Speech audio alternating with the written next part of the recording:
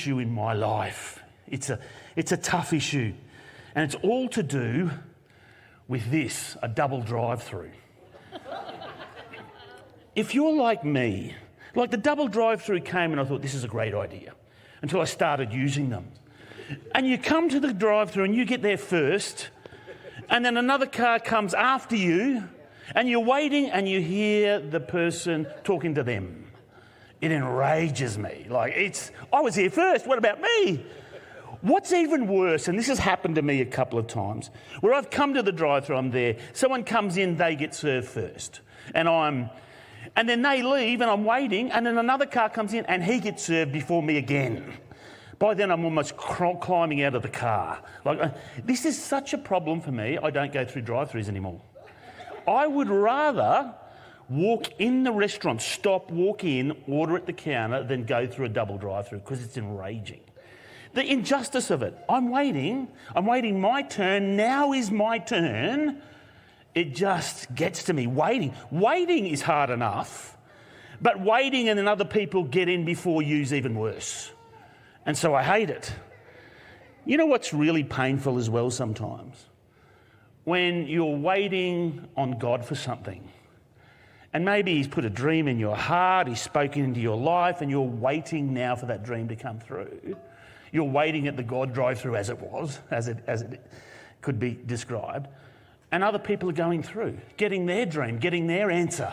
And you're waiting, and they're going through. And what about me? I've been waiting here for so long, and you're waiting for everything to open. Sometimes in God, there are moments where we've just got to take the plunge of faith and say, I'm moving forward.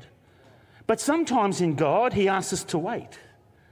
And it doesn't matter what's happening in other people's lives, he asks us to wait. That happened to Moses.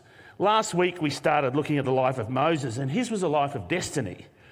And remember, we said destiny is simply playing out our part in God's kingdom, his plan for our life, his plan for salvation, and playing our part in that. And we talked about the fact that we're one small thread in a big tapestry of salvation history, and we have a part to play. And we saw last week, remember, that we are all special in God's eyes and we all have a part to play, and each of us has an important calling on our life.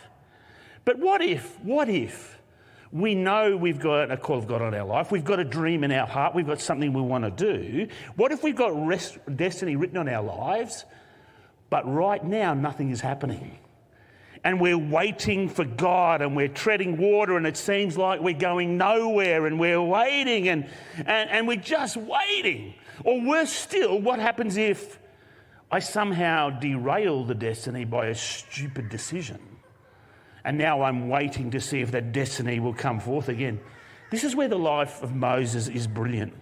And last week we saw that when he was born, his parents saw destiny on his life. And we looked at the fact that he was destined to lead his people out of Egypt. And if you read in Exodus 2, if you read about the life of Moses, you could see that his destiny was being fulfilled really quickly. Because his parents hid him, they put him in a basket in the river. Then Pharaoh's daughter, out of all the people in Egypt, Pharaoh's daughter came down, saw the basket, the baby in it, took him into the palace. And now Moses is being raised in the palace of the Pharaoh, and he grows up with influence. And he's actually one of the Pharaoh's favourites, and he's now in a position. Remember, his God-given destiny was to lead the Israelites out of Egypt. And now he's in such a powerful position in Egypt, and the dream is unfolding, and everything's going perfectly. But then tragedy. Then Moses, he could almost feel the destiny of God in his life evaporate. Because he saw an Egyptian mistreating an Israelite, and so he went and he killed the Egyptian. Killed him for being cruel to the Israelite. And remember, he's in Pharaoh's household, so he's in this position of power, and then that one action set off a series of events. Listen to what happened. I'll read Exodus 2 to you. So Moses, destiny on his life, he's now in a position of power. He makes a stupid mistake. This is what happened. Pharaoh heard about it, what Moses did, and tried to kill Moses. But Moses got away to the land of Midian, and he sat down by a well. The priest of Midian had 7 daughters, and they came and they drew their water, filling the troughs of water for their father's sheep. Some shepherds came to chase the girls off, but Moses, he came and rescued them and helped them. He had this rescue thing going on, and he didn't mind a bit of violence to help rescue people. When they got home to their father, he said, "That didn't take long. Why are you back so soon?" And then they said, "An Egyptian helped us and he rescued us." And so he said, "Where is he? Why did you leave him behind? Invite him in." And so Moses came to settle down there with the man, with the priest who had the daughters. And he gave one of his daughters, Zipporah, to him for a wife. And then she had a son, and Moses named him Gershom, which means I'm a wanderer in a foreign country. A couple of key sentences in that passage I just read. It says, Moses agreed to settle down. Moses left Egypt with destiny on his life, and then he did a stupid thing. He went out to the wilderness, which is beyond Tara. I'll put it that way. And he got there, and he settled down. And then it also says he had a son whose name was Gershom. And you can really see his mindset now. He said, because I'm a foreigner wandering in a foreign land. My life with so much promise is now completely ruined, and he agreed to settle down. He went from the palace of Egypt with power to that. He went from being a leader of people to leading sheep that weren't even his. They belonged to his father-in-law. He had the destiny of God on his life. You will lead the Israelites out of Egypt. And now he's leading sheep from one position to another to eat grass. That was his life. He's lost everything. That one rash action changed everything. And now he says, I'm a wanderer in a foreign land. It's my life now. And he settled down. For 40 years, he settled down. So think about that for a moment. He had the call of God on his life. He'd risen to a position of power in Egypt. He was right on the verge. He did something stupid. He went out into the wilderness for 40 years, led sheep that weren't even his. That is a long time to dwell on the mistake you made and to dwell on what if only, and to dwell on the fact I had the call of God on my life and now I'm leading sheep. It's a long time to dwell on that stuff. I wonder if you've ever been in a period of waiting and it feels like your life is going nowhere. You might have had something burning in your heart from God and it's just not happening. When's it going to happen? What's going on? Or you might have had a circumstance in your life where you made a stupid mistake. And you had the call of God in your life and you were going to do something and you did something stupid, and now it feels like you're in the wilderness, settled down in mediocrity, not doing what you feel you're called to do. What do you do when you're a wanderer in a foreign land and you're settled down leading sheep? There are a few things that you need to know about God. Number one, when Moses was in the wilderness, God was not inactive. He was still doing a work in his life. In the waiting times, God is still doing a work. Moses ended up in the wilderness because of his own rash actions, and he felt like his life was going nowhere. But this is the thing about God. He's not taken by surprise. Like, he had the call on Moses' life to lead the Israelites out. And then he ran, and God wasn't like, oh no, what do I do now? Instead, God had a plan. And he wasn't taken by surprise. There's an interesting verse in Deuteronomy 33, which is right at the end of Moses' life. So he's had this call, he's now in the wilderness, and he's thinking, what? And I don't know. But then at the end of his life, when he's blessing the nation of Israel after he'd led them out, he gave, there's an interesting verse in Deuteronomy 33 when he's announcing blessings for the nation. He said, may the Lord bless this land with the favour of him who dwelt in the burning bush. What happened is Moses was in the wilderness for 40 years until finally one day when he was moving his sheep from one place to another place, he heard God's voice finally calling him into his destiny. And now looking back after all that had happened, what he says is, may the God bless this land, the same God who was in the burning bush for me when I thought everything was ruined.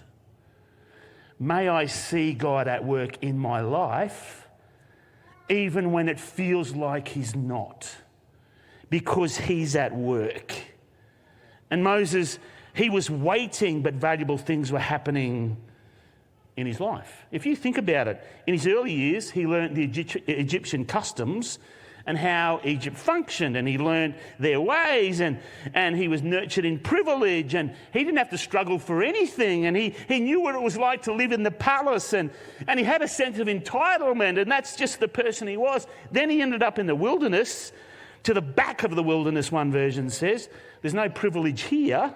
It was lowly and demeaning, and he went from majesty to nothing, and he went from being able to boss people around to just leading sheep.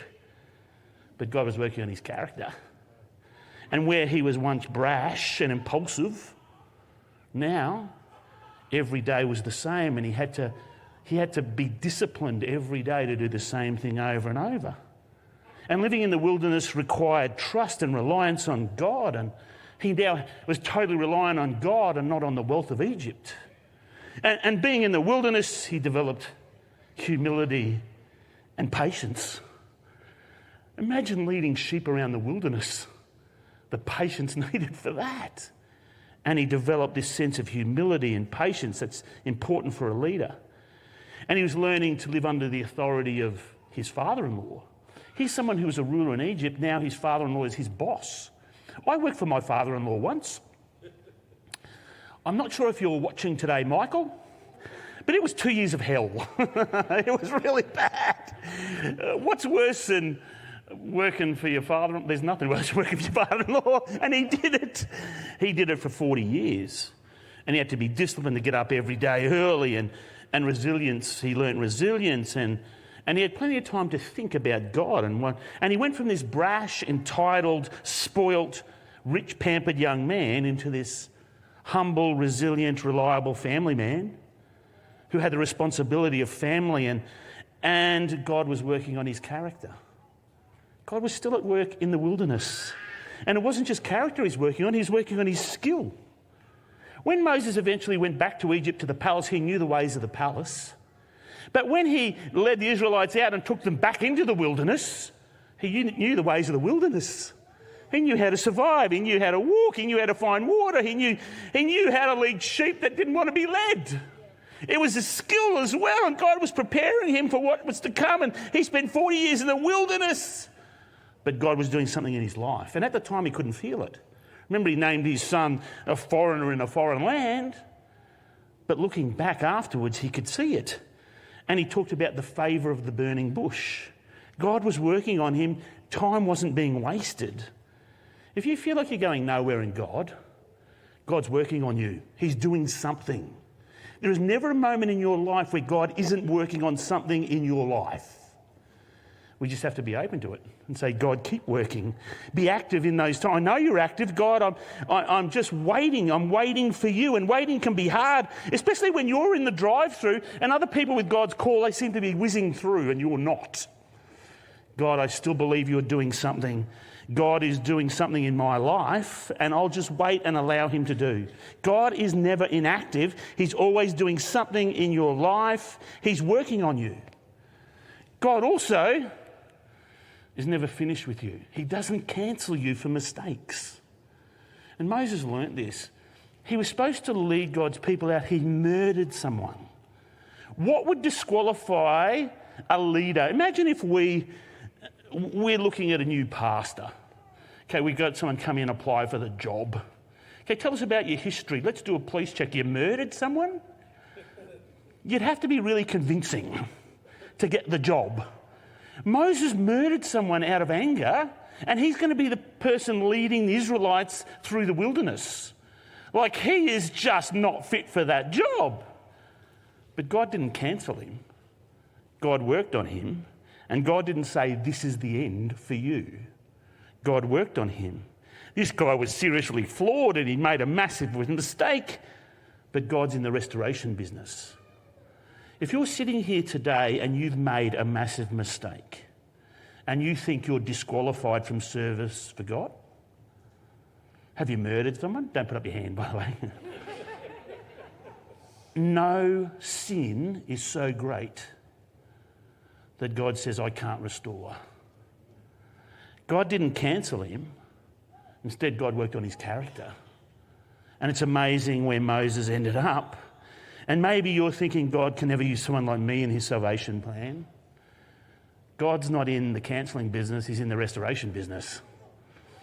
And he loves taking broken people and restoring them and using them. He actually takes delight in broken people who then play a part in salvation history. And for Moses, he was never cancelled. You see, in the wilderness periods, God's doing a work in your life, and if you've done something, you are never cancelled. God might have a different plan for you, it might be something new, but God will never cancel you. You will never hear God say, I've got nothing for you to do because you failed. Instead, God will say, I've got something better for you, and I'm going to restore you. God delights in that. So if you're in the wilderness, Moses was in the wilderness for 40 years. Just think of that. 40 years in the wilderness. What if you're in the wilderness? What can I do to help me get through the wilderness period? Just keep doing what you're doing, whatever work it is, to the best of your ability. Where you are right now, do what you do with a great attitude, as if you're serving God, because you are. Even though it mightn't be your final calling, do what you do to the best of your ability. I chose that picture, he's in a coal mine. Back in Bible college, that was a long time ago, wasn't it? That was 30 years ago. We had these big boilers, big coal boiler things that kept the place heated. We lived down in Katoomba, which was really cold. And every morning, someone had to get up and get rid of the old ash out of the big boilers and put new coal and make sure it was all working. And so if you failed one day at that, you would lose heat and hot water in the showers. So you would have to run all day because people would chase you. So that was my job. They gave it to me. They said, we want you to do this job. We'll give you 6 months. We'll see how you go. And so I did it diligently, and I did the job too well, because then I got it for 2-3 years. I got that job. And I've got to admit, sometimes I used to get up at 4 a.m. on a snowy Katoomba day to do my job, and I used to think, what am I doing? Shoveling this coal, and they give it to me because I'm diligent. Why don't I just muck up one day, and maybe they'll give me the sack? And then it kept on coming back to me. If you shovel coal well, then you prove yourself fit to lead my people, God told me. So shovel coal well. And so I did. I never missed one day in 3 years where I didn't get up at 4 o'clock and do what I had to do. Wherever you are right now, do it well, with a good attitude. Hey, I'm here right now, but I'm going to do it well. You might know my story when I finished uni and I didn't know what to do, and ended up being on a garbage truck, and I became the best garbo there could possibly be. I decided I'm going to do what you do and do it well where you are. Never let that lip drop.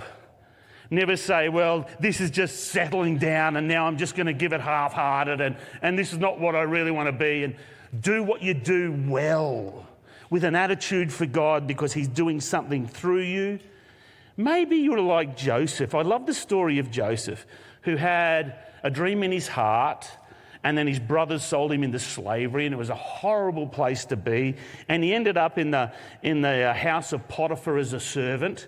And so he'd gone from this call of God in his life to something totally unjust happened to him. And now he's in Potiphar's house, and it would have been easy for him to say, what's the point? But instead, he was the best servant he could possibly be. He excelled at what he did and he had a good attitude. And he rose up in the house until he was second in charge of Potiphar's house. And then he was unjustly accused again of doing sexual misconduct that he didn't do. And he's thrown into prison. What did he do in prison? He became the best prisoner he could possibly be. He did his work duty to the best of his ability until it says he gained favour and friendship with those running the prison. Wherever you are right now, do the best you possibly can. Even if it's shoveling coal or tipping rubbish into a bin.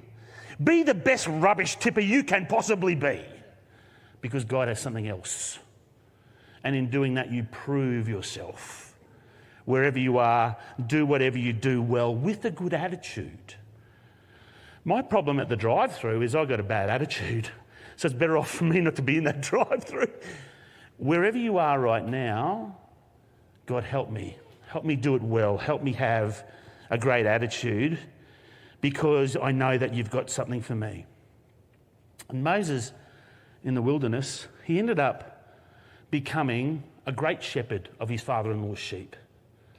So much so that right before the burning bush, I love this verse, he went one day and he heard God speak to him and say, now's the time. This is what happened. One day Moses was taking care of the sheep and the goats of his father-in-law. It says that a lot in that passage just to emphasise he wasn't in charge.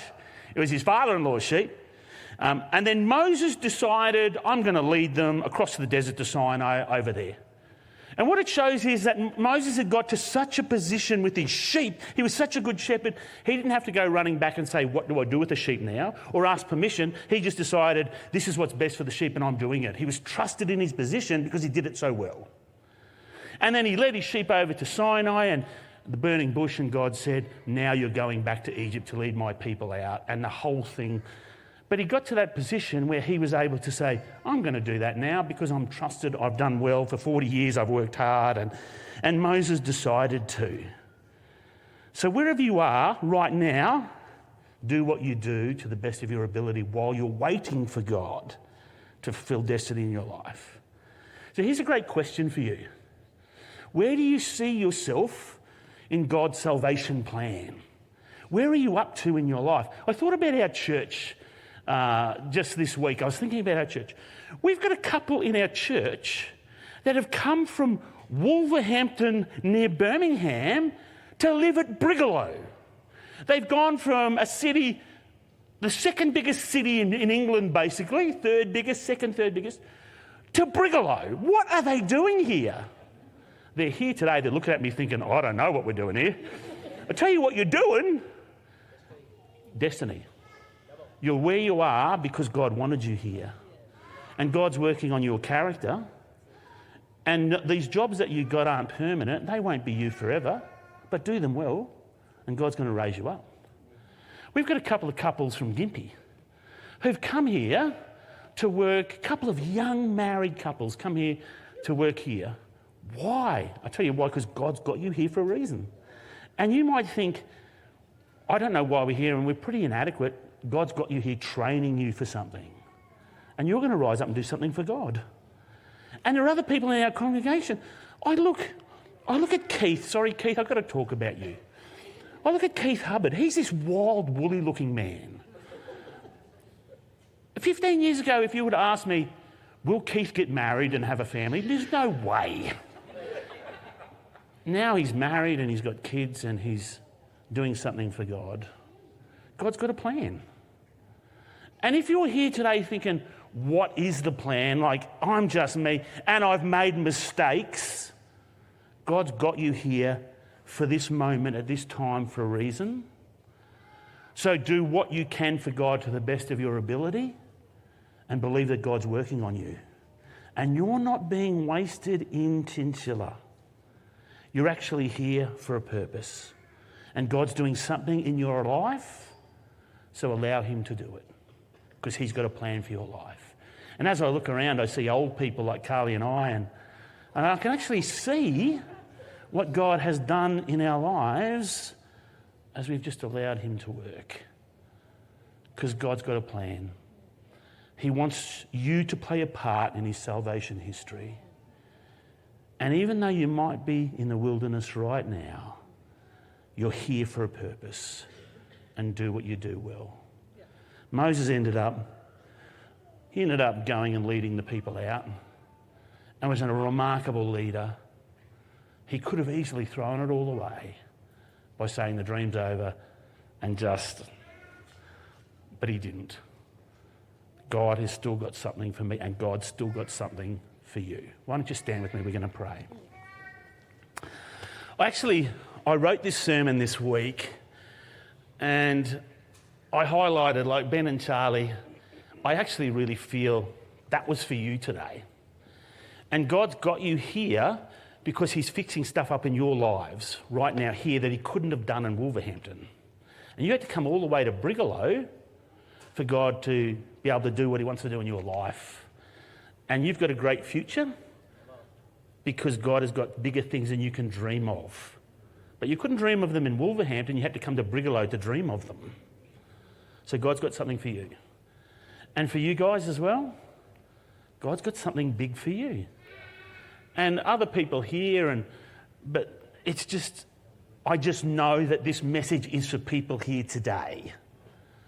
God has, and if you feel like God is really putting something in your heart and burning something there, that's because he wanted to speak specifically to you today. Let's pray. Lord, I want to thank you that you have a plan for our life, that our lives are never wasted no matter where we are, no matter where we find ourselves. And sometimes we're in the wilderness for 40 years, but that's not wasted time because you have a plan. And you are working on our lives, and I pray, Lord, that we would have the patience and the faith to allow you to work on our life. We would have the faith to say, God, do your work, and while you do your work, I'm going to do the best I can with what I've got. Lord, may we be people who believe in destiny, so much so that we're willing to wait in the wilderness while you do your work. And Lord, I pray for people here today who came to church today thinking, why am I here? What am I doing? Has God got something for me? I pray that today it would be burned onto their heart. God has something even for me. Continue to do your work in our life, we pray. We pray in Jesus' name. Amen.